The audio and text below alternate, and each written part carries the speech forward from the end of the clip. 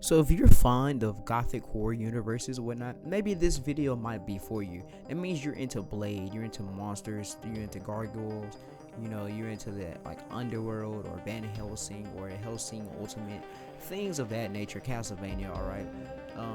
Maybe even Devil May Cry and whatnot. But today we're going to talk about Jedah Dohma from the Darkstalkers universe. Now, a lot of you may know what this is, and a lot of you may not know what this is. But basically, it's a vampire universe created by Capcom, which became dead after a while, I guess, because people weren't buying it or weren't playing it like that. But I found his character very interesting because of Marvel vs. Capcom Infinite, and most people thought that Jedah Dohma was a great character in Marvel vs. Capcom Infinite.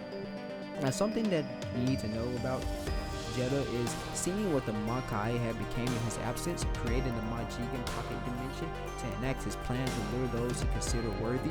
Jedah convinced himself that he must wipe out all realms and dimensions of existence and fuse all souls into a single perfect being, the Shintai.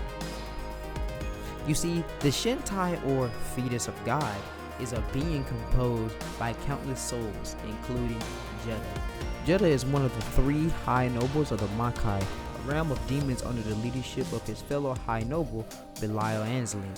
But, of course, Jedah suffered a messiah complex as he believed that Belial's rule would stagnate the Makai and sought to overthrow him when the opportune moment presents itself. Triggered by his confident Ozam into absorbing the energies of a Makai gate for his agenda, Jedah ended up being destroyed in the process with his body reconstituted a century later. And Jedah's body is composed of a mysterious magical liquid that can resurrect itself upon death and shapeshift freely. This was revealed in the official guidebook all about Vampire Savior. Jedah's body is akin to a variable liquid that is composed of the minimal amount of magical power required for resurrection. Therefore, the red liquid which he frequently uses as a means to attack is not really exactly blood. So the wings on the back that you see in the clothes that he wears are made up of that same exact liquid which the body is composed of. When standing still without doing anything, red liquid flows down from Jedah's shoulders and the hem of his clothes, which is indeed blood. As you can see in Marvel vs. Capcom Infinite, when he's idle and he's just standing still, blood is always constantly dripping in puddles. Something to note about Jedah Dohma is that the fact that he has very high intelligence. He's very knowledgeable in stuff like poetry, culture, and philosophy, and things of that nature.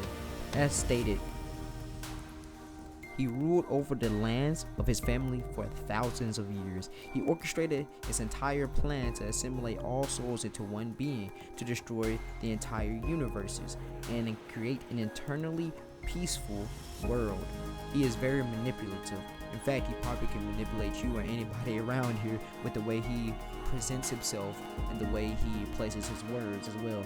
And instead of transporting them, he lured many Darkstalkers into a Majigan, sometimes by speaking to them in their minds. Yes, he has mind manipulation and corruption, and very advanced and highly, very powerful. But if you think you're just going to have somebody come over there and just whoop his ass, something that you need to be mindful of, or anybody else to be mindful of, is of course he is in fact an experienced fighter. After all, this is a fighting game universe. Indeed, his body is even his weapon. See, one of his abilities is he has enhanced senses where he's able to see clearly in dark, which of course every vampire that we ever dang near known is able to do that unless you're like a rookie or a beginner vampire and trying to learn their ability. But something he can also do is sense strong souls and energy sources even across time and space. He's able to interact with an alien being known as Pyron, who doesn't have a physical form, and with Bishamon in Vampire Savior, whose body is made of souls. As I said before, his body is a natural weapon and he can control it to manipulate it in various ways to fight his opponents. He possesses claws and razor-sharp wings, which can become a scythe or spinning blades to toss at the opponents. These wings can also be elongated and move across the body, due to them not being attached to it. He can extend his fingers, nails, and arms, can manipulate in many ways the substance that composes a body. Over time, he has godly regeneration. Alright, can he instantly close wounds and regrow lost limbs, eyes, wings, and even his head. His liquid body may grant him a higher level of regeneration. He returned from having his body totally destroyed and his soul scattered into untold pieces across Makai, but it took him 100 years. Something to note about that is the fact that Jedah will always come back until his mission is complete. His entire mission is to destroy all the universes and to merge them into one vessel, which is known as the fetus of God, the Shintai. You see, with the Shintai, with just a mere gesture, Jedah destroyed all of Makai and took the souls of the entire population and infused them into the Shintai, which is, like I said, the demonic entity created by Jedah to act as a vessel for all the souls in the universe. Jedah is able to collect the souls of defeated enemies and absorb them to become even stronger. He is proud of this ability of consuming many souls at once. Think of like Hellsing Ultimate, if you've ever seen that, where Alucard is able to absorb souls and stuff, or like Mephisto putting a contract on people or something along the lines of that. It's very synonymous to each other, but they have different mechanics, of course. And since he's so proud of this ability, he can forcefully steal them via Prova di Servo, which Prova di Servo, an attack that makes the opponent submit their soul to Jedah by making them sign a contract forcibly. The shining orb you see being absorbed into Jedah's chest is a soul. In Jedah's concept art posted in the scan in section B, it is noted that Jedah's chest right here is in an alternate dimension, so that's what he uses to absorb souls into himself. Also, the guide indeed described the ability as a contract. Like I've previously said, Jedah can make you go crazy. He has power and high intellectual mind manipulation and corruption. He can make you go mad, invading your mind. He's also able to mentally communicate with many Darkstalkers, reaching them in the past and across dimensions. He also had showed power bestowal and creation, as he did create a body for Lilith's soul and gave her some of his powers. He also has spatial manipulation, where he's able to create a sickle and use it to open space and time, which is kind of breaking glass when it appears. He's also able to invade your dreams, casting an everlasting nightmare on Shinko, and Mei Ling did the same to Anita in an alternate reality. He's shown resistance to empathetic manipulation, can easily resist the effects of Morgan's body odor, which basically Morgan is a succubus, and that's her whole entire gist. He has a very strong and exceptional soul, and is tied directly to how much power he has. Souls such as his own, if split in multiple parts, are able to draw each piece to the other and return as one.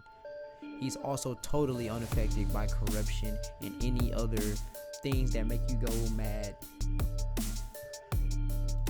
Jedah has an attack called Finale Rosso, basically Red Finale, where Jedah puts his hand inside the ground and a huge puddle of liquid appears under the opponent, who gets clutched by many hands and driven underwater into a huge pool of Jedah's body liquid.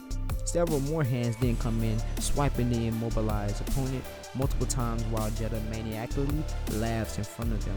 The attack ends with the opponent being shot out of the pool. Now Jedah has various techniques and abilities with this, dealing with his body and liquid from his body as well. So one thing to note about Jedah is you don't want to get close to that liquid, because that liquid heavily damages you. Like for instance, Jedah can extend his thumbnail and decapitate himself, damaging the opponent with his body liquid that violently bursts out of the neck. He called this move the Contempt. Jedah can also be like an asshole and grab his opponent by the head and pumps huge quantities of his liquid blood inside them until they explode, and then Jedah's lost arm that he lost by doing this immediately regrows.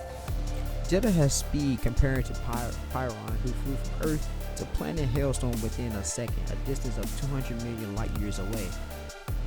But Jedah's downfall is his arrogance. He sometimes severely loses his cool. He also has, of course, the ability that every vampire has that's not so well. He doesn't do well in sunlight and is very troublesome. And he also can be very overconfident in his abilities, as I've shown, where he can basically manipulate. He has all these axes and body and weapons that he can create, and he can also, break through space and time. He gets overconfident in his abilities, which can lead to his downfall. Of course, he's also overconfident in those abilities because he has many souls within him, and he also can always resurrect any time. So at times, leave him wide open. As you can see, Jedah Dohma is not a vampire to be played with. As shown, compared to the other characters, he is quite vastly different. In fact, his blood in his body is something that really makes him scary. And the fact that he's very intelligent is even worse. Alright. So let me know your thoughts down below. Comment, like, subscribe. I'll see you guys later. Peace.